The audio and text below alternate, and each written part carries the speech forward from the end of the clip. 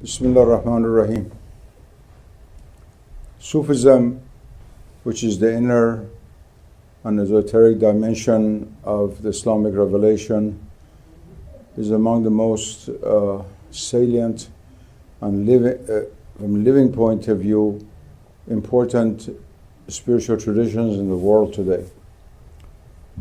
There are Sufis in most Islamic countries and also in the West, and Sufism has produced some of the greatest spiritual literature that the world has known, some of which has now been translated into European languages. And there's a great deal of interest in Sufism throughout the Western world as well as within the Islamic world itself, at least in most Islamic countries. What is important to realize is that the Sufism in itself, of course, as a way of reaching God, as a spiritual practice, has certain concomitant conditions, including being a Muslim and following the divine law and practicing the spiritual laws of tasawwuf, and it's not meant for everybody. But Sufism also is a treasury of wisdom which can have a global and universal impact, not only upon Muslims who are not Sufis, but also upon non-Muslims, people throughout the world who are interested in matters spiritual and metaphysical.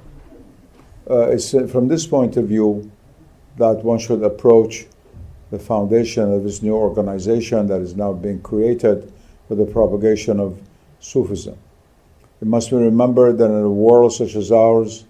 which is suffering from so much lack of knowledge of the nature of reality, really, nature of God, nature of God's creation, the environmental crisis that has resulted from misunderstanding of what really nature is, the lack of understanding of various revelations and various religious cultures of the world, and therefore contention among religions, and so many other factors. In such a world, it is very, very important to make the message of Sufism, which is based on universality, on knowledge of the highest kind, on love of humanity, love of beauty, better known. Sufism has a very vast treasury of writings, not only in Arabic and Persian, but also in other Islamic languages, such as Turkish, Urdu, even Swahili, Fulande, language of Africa, not to speak of Bengali and Gujarati, major languages of India, many, many different languages, which contain a treasury of wisdom very necessary for our day and age, both on the level of ethics and on the level of knowledge. But in addition to that, Sufism is the heart and source of all that is created through beauty in Islamic civilization. Therefore, art in the vastness of the term, including calligraphy and architecture and music and all the different arts of which today speak with the language of particular eloquence, even to non-Muslims. How many Westerners are attracted to classical music of the Islamic people, Persian or Arabic or otherwise, who know nothing at all about Islam, or to miniatures, or to calligraphy, or to poetry.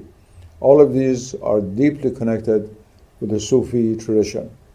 I hope and pray that this new foundation and organization will be able to not only present, but also to present authentically the message of Sufism in all of its dimensions, to make this tradition better known to people in the West and to Muslims themselves living in the West and elsewhere, without in any way